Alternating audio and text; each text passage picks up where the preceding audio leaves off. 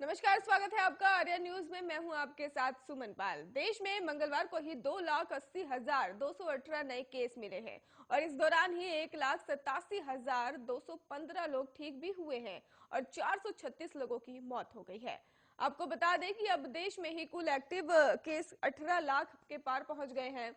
फिलहाल active case की ही कुल संख्या 18,23,056 है और महाराष्ट्र और कर्नाटक ने ही चिंता बढ़ा दी है, जहां केस फिर से ही बढ़ रहे हैं। हालांकि दिल्ली में ही केस घटे हुए हैं और महाराष्ट्र में ही पिछले 24 घंटे में नए केस 26% बढ़ गए हैं। यहां 29,207 नए संक्रमित मिले हैं और जबकि 38,824 लोग ठीक हुए हैं। और इस दौरान ही आपको बता दें कि 53 मौतें भी दर्ज की गई हैं, जो तीसरी लहर में एक दिन में राज्य में सबसे ज्यादा मौतें हैं। और राज्य में ही अब कुल एक्टिव केस 2,57,649 है। और आपको बता दें कि आज राज्य में ही ओमिक्रॉन वेरिएंट का कोई नया मामला नहीं सामने आया है और मुंबई में भी कोविड के ही 6,139 नए मामले आए हैं और 7 मरीजों की मौत भी हो गई है। कर्नाटक में कोरोना का पॉजिटिविटी रेट भी 22% को पार कर गया है और पिछले 24 घंटे के दौरान ही राज्य में 41,497 नए मामले दर्ज किए गए हैं और 20 लोगों की मौत हो गई है। और इससे पहले सोमवार को भी आपको बता दें कि यहाँ पे भी संक्रमित मरीज मिले थे।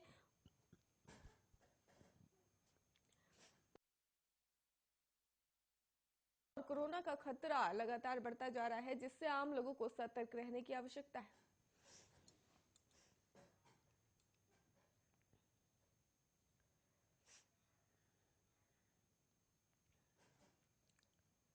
आज राजधानी दिल्ली में प्रधानमंत्री नरेंद्र मोदी की मौजूदगी में ही बीजेपी की केंद्रीय चुनाव समिति की बैठक होगी और इस बैठक में उत्तर प्रदेश, उत्तराखंड, पंजाब और गोवा के उम्मीदवारों के नाम पर मुहर लगेगी।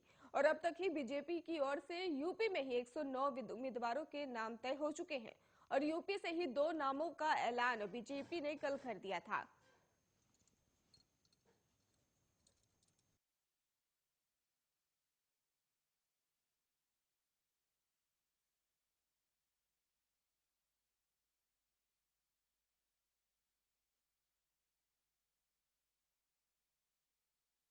हवाले से खबर है कि पिछले 3 दिन में ही मैराथन बैठक के बाद ही बीजेपी ने यूपी के बाकी चरण के उम्मीदवारों का नाम फाइनल कर लिया है। तीसरे, चौथे, पांचवें चरण के उम्मीदवारों के नाम तय हो चुके हैं और साथ ही गठबंधन में सीट शेयरिंग का फॉर्मूला भी फाइनल हो चुका है।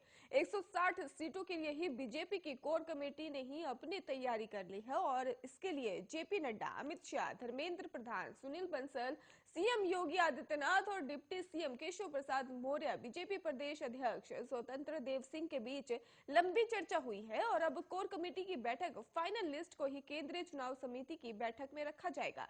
जानकारी के मुताबिक चुनाव समिति चर्चा के बाद इस लिस्ट पर ही अपनी मुहर लगा देगी और यूपी ही नहीं, बीजेपी ने भी बाकी 4 चुनावी राज्यों गोवा, उत्तराखंड, पंजाब के उम्मीदवारों की किस्मत का फैसला भी कर लिया है।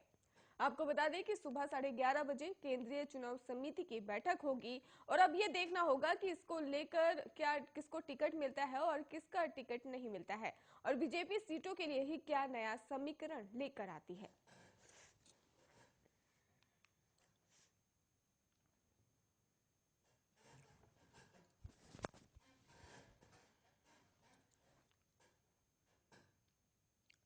उत्तर प्रदेश में ही अखिलेश यादव की समाजवादी पार्टी को ही केंद्रीय चुनाव आयोग ने बड़ी राहत दी है। चुनाव आयोग ने ही समाजवादी पार्टी को उसकी सभा में ही कोविड प्रोटोकॉल उल्लंघन के मामले में चेतावनी देकर छोड़ दिया है।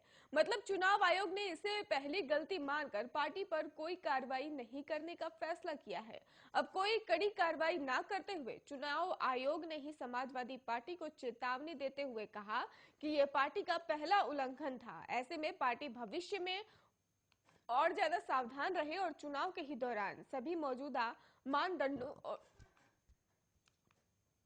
और दिशा निर्देश का पालन करें। आपको बता दें कि शुक्रवार 14 जनवरी को ही समाजवादी पार्टी ने ही राजधानी लखनऊ में वर्चुअल रैली के नाम पर ही एक कार्यक्रम का आयोजन किया था और इस कार्यक्रम में ही योगी सरकार में ही मंत्री रहे स्वामी प्रसाद मौर्य समेत बीजेपी के कई विधायकों ने अखिलेश यादव की मौजूदगी में ही समाजवादी पार्टी का दामन थामा था।